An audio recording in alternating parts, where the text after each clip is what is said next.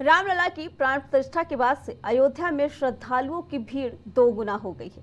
अयोध्या में रोजाना 70,000 से अधिक श्रद्धालु रामलला के दरबार में हाजिरी लगा रहे हैं। यही नहीं, पिछले 8 महीने में अयोध्या में 2.5 करोड़ श्रद्धालु पहुंच चुके हैं। इनमें वीआईपी और वीवीआईपी श्रद्धालुओं की संख्या 5 लाख के ऊपर बताई जा रही है। तो वहीं 22 जनवरी को राम मंदिर के उद्घाटन के बाद से अयोध्या में श्रद्धालुओं का रेला उमड़ पड़ा है। आलम यह था कि प्राण प्रतिष्ठा के 4 महीने में ही अयोध्या 1.5 करोड़ श्रद्धालु हैं। हालांकि पहले की तुलना में अब श्रद्धालुओं की संख्या में कुछ कमी आई है। प्राण प्रतिष्ठा के बाद रामलला के दरबार में रोजाना 150 लाख से अधिक श्रद्धालु पहुंच रहे थे, लेकिन अप्रैल से इसकी संख्या में कुछ कमी देखने को मिली है। अब रोजाना 70,000 से 90,000 श्रद्धालु रामलला के दरबार में अपनी हाजिरी लगा चुके हैं। श्री राम जन्मभूमि तीर्थ क्षेत्र ट्रस्ट के सदस्य डॉक्टर अनिल मिश्र ने बताया कि इस समय रोजाना 70,000 से अधिक भक्त रामलला के दर्शन के लिए पहुंच रहे हैं।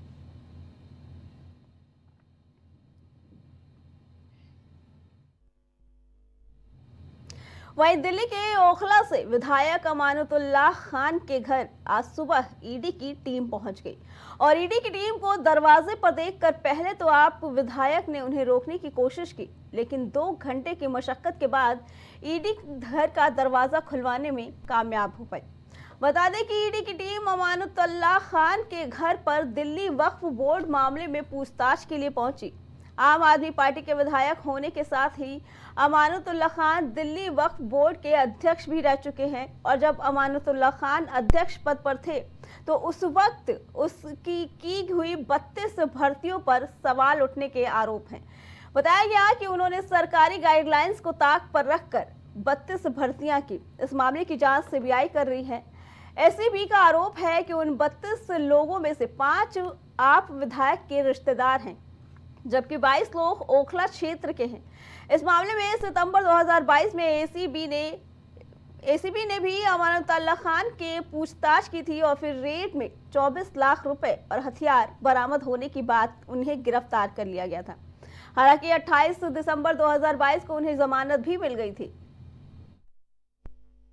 वो भी मेरे घर पर हैं और मैंने इनको लिखा भी था और हर नोटिस का जवाब मैंने इनको दिया है। जब ये मुझे नोटिस कर रहे हैं तो फर्स्ट वारंट के नाम पर सिर्फ इनका मकसद मुझे गिरफ्तार करना है, हमारे कामों को रोकना है। पिछले 2 साल से मुस्तकिल ये लोग मुझे परेशान कर रहे हैं, फर्जी मुकदमात लगा रहे हैं, आए दिन कोई ना कोई उलझन परेशानी खड़ी कर रहे हैं और मुझे ही नहीं मेरी पूरी पार्टी को।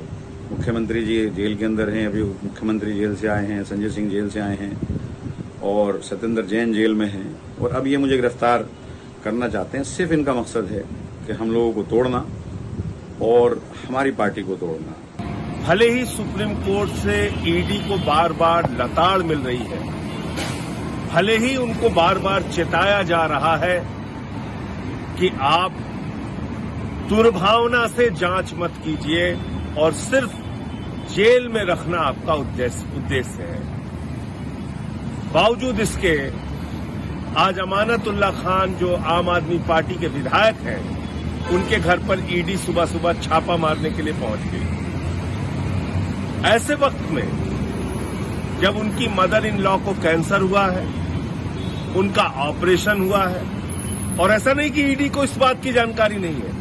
अमानतुल्लाह खान के वकील ने बाकायदा लिखकर उनसे समय मांगा कि उनकी सासू मां की तबीयत खराब है, कैंसर हुआ है, ऑपरेशन हुआ है, उनको कुछ दिन के लिए आप समय दे दें। ये मामला क्या है, ये आपके लिए जानना बहुत जरूरी है। जिस मामले में ईडी सुबह सुबह इतनी सक्रियता के साथ हवा बोलने, इसी पे आगे जानकारी देने के लिए हमारे संवाददाता कलीम हमारे साथ जुड़ चुके हैं। कलीम, ईडी सवाल के घेरे में लगातार खड़ी रहती है। आप वाले बकायदा ईडी को लेकर भाजपा को घेरते नजर आते हैं।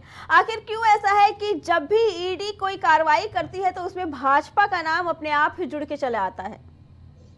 देखिए अर्चना जी, जिस तरीके से बात की जाए, जिस तरीके से आम आदमी पार्टी पर ईडी की जो रेड पड़ रही है, उस मामले को लेकर के अगर बात की जाए, फिर चाहे शराब नीति घोटाला हो या फिर मनी लॉन्ड्रिंग के केस हो, इन सभी मामलों को लेकर के लगातार आम आदमी पार्टी के जो नेता और विधायक या मंत्री, उन सभी पर कार्रवाई होती हुई नजर आ रही है। मौजूदा समय की बात की जाए तो आम आदमी पार्टी के जो मुख्यमंत्री केजरीवाल है, वो अभी जेल में है। और इसके साथ ही अगर मनीष सिसोदिया की बात की जाए या फिर आम आदमी पार्टी के सांसद संजय सिंह की बात की जाए, ये लोग जमानत पर बाहर आ चुके हैं। लेकिन अब अगर बात की जाए जिस तरीके से ओखला के जो विधायक हैं अमानतुल्लाह खान, उनके घर पर जिस तरीके से ईडी की रेड पड़ी है, तो उस रेड को लेकर के भी कई सवाल खड़े हो रहे हैं। क्योंकि अगर बात की जाए जिस तरीके से इससे पहले एसीबी ने जब गिरफ्तार किया था, उनके घर पर रेड मारी थी, तो वहां से जो चीजें बरामद हुई थी, उसके बाद उनकी गिरफ्तारी भी हुई थी। लेकिन गिरफ्तारी के बाद से जब से वो जमानत पर बाहर आए हैं, तो ईडी की निगाह भी उन पर लगातार बनी हुई है। और अगर एकाएक अगर बात की जाए जिस तरीके से आज अमानतुल्लाह के घर पर जो ईडी की टीम पहुंची थी, तो उस दौरान अमानतुल्लाह खान ने एक वीडियो भी बनाया था और उस वीडियो को सोशल मीडिया पर वायरल करते हुए ये कहा था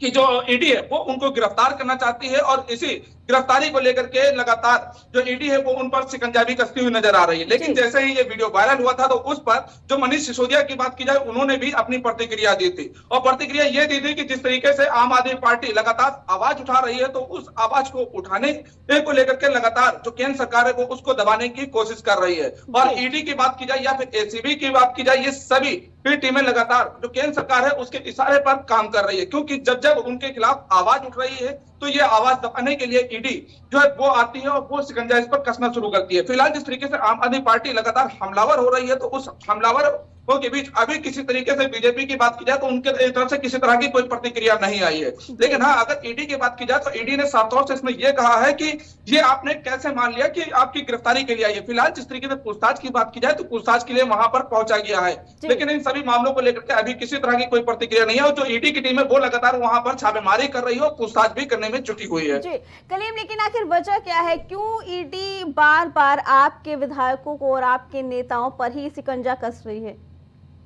देखिए फिलहाल जिस तरीके से जो केसों की बात की जाए, जैसा कि अभी बताया गया, मनी लॉन्ड्रिंग हो या फिर शराब नीति घोटाला हो, लेकिन अमानतुल्लाह खान की अगर बात की जाए, जिस तरीके से दिल्ली वक्फ बोर्ड के अमानतुल्लाह खान अध्यक्ष रहे हैं और अध्यक्ष रहने के दौरान जो 32 भर्तियां की गई थी, उन भर्तियों को लेकर के भी सवाल उठा था। क्योंकि उसमें साफ तौर से यह कहा गया था कि सरकारी जो नियम है उन सभी नियमों को ताक पर रख करके ये भर्तियां की गई थी, जिसमें जो आम आदमी पार्टी के जो रिश्तेदार हैं उन लोगों की भर्ती की गई थी, ओखला से जो लोग थे उनकी भर्तियां की गई थी। इन सभी मामलों को लेकर के सवाल उठे थे और उन्हीं सवालों के बीच में अगर बात की जाए, जो फंडिंग की बात की जाए, उसको लेकर के भी घोटाला किया गया था। इन सभी मामलों को लेकर के ईडी एक बार फिर से वहां पर शिकंजा कसने की जो बात की जाए वहां पर पहुंची है और उनसे पूछताछ भी करने में जुटी हुई है। जी कलीम, क्या लगता है कि अब जिस तरीके से आपके नेताओं पे ईडी का शिकंजा कसता जा रहा है, सीबीआई का कसता जा रहा है, तो अब अमानतुल्लाह खान के घर पे जो ये छापेमारी हुई है, इसके बाद अब आपका अगला कदम क्या होगा? क्योंकि आरोपों के तो सामने आते रहे, बराबर आरोप लगाए जा रहे हैं, इसके बाद अब आपका अगला कदम क्या होना चाहिए? देखिए फिलहाल जिस तरीके से आम आदमी पार्टी की बात की जाए, आज ईडी की जो रेड पड़ी है, लेकिन रेड की अगर बात की जाए, आम आदमी पार्टी लगातार सड़कों पर जो उतर रही है। अगर आज की तस्वीरों की बात की जाए तो राजधानी लखनऊ की अगर बात की जाए, वहां पर भी आम आदमी पार्टी जो अपना विरोध दर्ज कराने के लिए सड़कों पर उतरने की बात कर रही है। लेकिन अगर दिल्ली की बात की जाए तो क्या दिल्ली में भी जिस तरीके से आम आदमी पार्टी विरोध में आ रही है, तो केंद्र सरकार के खिलाफ जो विरोध प्रदर्शन कर रही है, तो उस विरोध प्रदर्शन को करते हुए लगातार जो सवाल उठाने की बात की जाए, वो सवाल तो उठाती नजर आ रही है, लेकिन ईडी को भी सवालों के घेरे में खड़ी कर रही है। जी कलीम, आपका बहुत बहुत धन्यवाद।